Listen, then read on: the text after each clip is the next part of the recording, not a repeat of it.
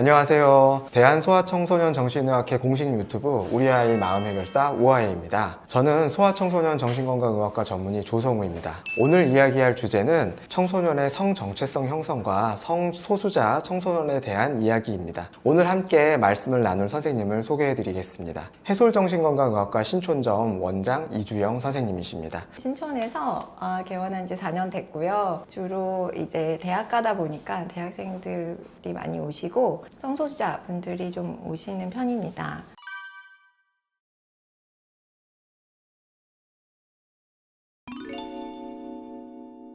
부모님들이나 보호자분들이 아마 궁금해 하실 것 같아요. 대체 그러면 왜 지정 성별과 자기가 생각하는 성별, 자기 스스로 생각하는 성별이 왜 다른가? 성적으로 끌려하는 부분이 왜 다른가?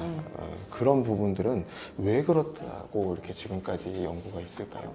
가장 성별을 구별하기에 분명한 거는 성호르몬이잖아요. 그러니까 이제 성호르몬이 만들어지는 기전이나 그 다음에 이제 그것과 관련된 유전자 관련해서 연구를 많이 해왔지만 뾰족한 결론이 없습니다. 부모님들께서는 이런 분들도 계세요. 내가 잘못 키워서, 또는 한부모 가정이신 경우는 정말 그 얘기 많이 하시고, 반대의 성별이랑 아직 연애를 안 해봐서 그러지 않냐, 이런 얘기. 그 다음에 내가 너무, 만약에 어머니였으면 어머니로서의 역할, 아버지였으면 아버지로서의 역할을 못했기 때문에, 그러니까 반감을 가지거나 이런 식의 잘못된 생각을 해서 이렇게 성장한 거 아닌가요? 이렇게 하면서 죄책감을 막 얘기하시는 분들도 있어요. 근데 그리고 이제 성폭행을 당했기 때문에 얘가 이러는 거 아니에요? 왜냐하면 이제 트라우마를 받은 아이들도 많이 오니까요. 그렇게 되면 사실 그런 트라우마 받은 사람들이 다 그렇게 커야 되는데 대부분이 그렇지 않거든요. 그러니까 이제 그런 게 원인이 될 수는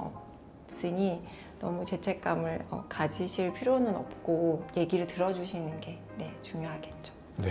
그런데 이런 성소수자 아동 청소년들이 다른 인구에 비해서 정신과적으로 굉장히 좀 취약하다라는 연구들이 있는 것 같습니다. 구체적으로 어떻게 좀 힘들어하는 경우가 많은지 궁금합니다. 우리나라에서 아주 많이 연구가 된 건 아니고요.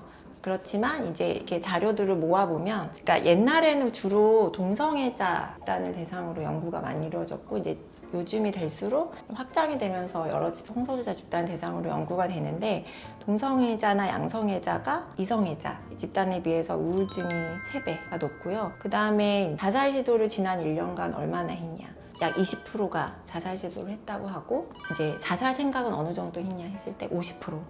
그 같은 나이대 집단에 비해서 보통 다 3배 정도가 높더라고요.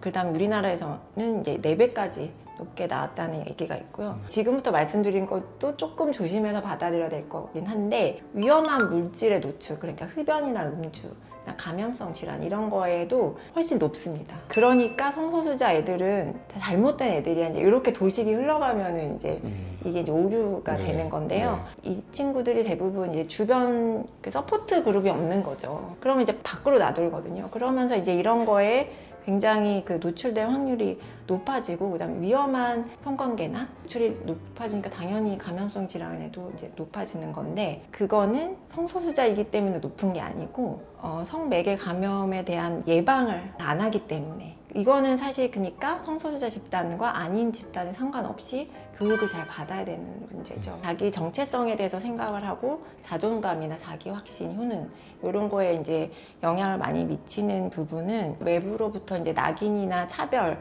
편견 이런 게 이제 많이 노출이 되고, 그다음에 폭력도 당하고 따돌림도 당하고, 그래서 이제 트라우마에 노출될 확률이 훨씬 높습니다. 여러 가지 어려움들이 당연히 발생을 하기 때문에 사실은 이제 환경적인 어떤 개선이 굉장히 중요하고, 그 다음에 또 이제 우리 자체도 문화적으로 교육받아고 커오잖아요. 그러면 이 성소수자인 친구들도 마찬가지의 교육을 받잖아요. 그러면은 내가 그렇게 교육을 받는 거하고 내가 다르기 때문에 스스로에 대해서 부정적인 인식을 가지게 되죠. 이제 정신과에서 얘기하는 내재적 질환, 이제 우울이나 불안, 자존감 낮아지고, 그러니까 살 가치가 없다고 생각해서 이제 자살 시도하게 되고, 이런 것들이 이제 되죠. 내재화된 혐오라고 하는데요. 자기 자신을 이제 혐오하게 되는. 그래서 결국에는 엄청 부인하게 되는 데까지 갈 수 있습니다. 사실 어려움도 겪지만 또 잘 이런 거 다 겪어내고 잘 살아가시는 분들도 많거든요.